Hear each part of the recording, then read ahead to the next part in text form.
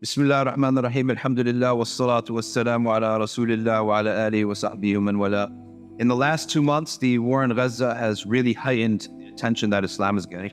And there are a lot of Muslims themselves who are now starting to answer questions, learn their deen. And we here at Safina Society have produced a platform called ArcView for this purpose exactly. We want to absorb and all those Muslims who are studying their religion for the first time.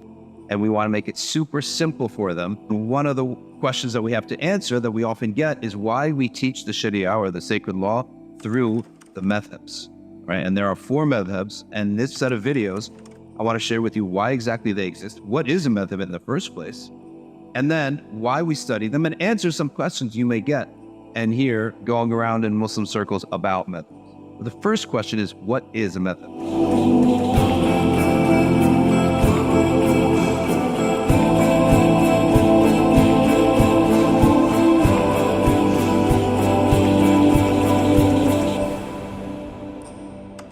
Quite simply, a madhab is a series of opinions or a method of doing something. A madhab linguistically is a way, and in the field of Sharia, studies of Islam, it's an educated methodology that will help you get to the truth. Okay? And that's what the goal of everybody is. Now, why would we need that when we have a very clear book? The qat'i, explicit foundations of the religion have no discussion on them. They're crystal clear. No one is going to differ and say, well, my interpretation is that Mecca is actually in Jerusalem, right, for Hajj. No one's going to say Ramadan is actually not the month of Ramadan that we have now, but it's another month. So the foundations, no one should, when people say the Sahaba did things differently, they worry. No, the foundations are set. These are the explicit verses that cannot be differed upon. But on the inexplicit verses, where you need to think and you need to show how something is done. Okay, so we all agree we have to wash our face, our arms, our feet, and wipe our hair in wudu. No one disagrees. But what is washing? So I just dunk it in is enough? So on that, there are madhab. Every field of discipline has madhabs.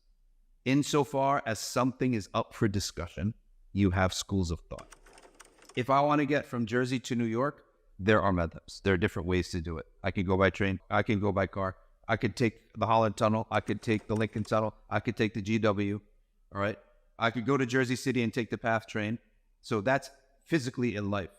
What a strategy to achieve something. Okay. I could be defensive. I could be offensive. All right. I could be conservative. I could go in attack mode. There are methodologies of doing things in life. These are madhabs. So in Islam, because we have different verses that are not explicit, the scholars have madhabs. Because we have discussion about hadith, which hadith are you going to prefer? The hadith of Aisha or Ibn Mas'ud on, for example, the issue of eyebrows, right? Someone might say Ibn Mas'ud is more knowledgeable. So hold on, this is about issue of women. You're taking from Aisha. Aisha is also, the Prophet said, take half your deen from this little red-haired one. Okay, do I take the part of the deen that's about war that she never attended, right? So she may be the most knowledgeable, but not in matters of warfare. She never attended those. And a person who was with the Prophet 24 hours a day in the masjid was not with him at home, right? So on all these things, you have, it's up for discussion. Anything that in which there's up for discussion, there are methods. So a person shouldn't suddenly be scared. Hold on, I thought we had a very solid religion and was unified. Yes, it's unified in what's explicit, the foundations, like a tree. Allah made a tree, the foundation is very strong, the trunk is extremely strong, and the branches are flexible. And that flexibility, Umar ibn Abdul Aziz said, the difference of opinion in the ummah is a mercy.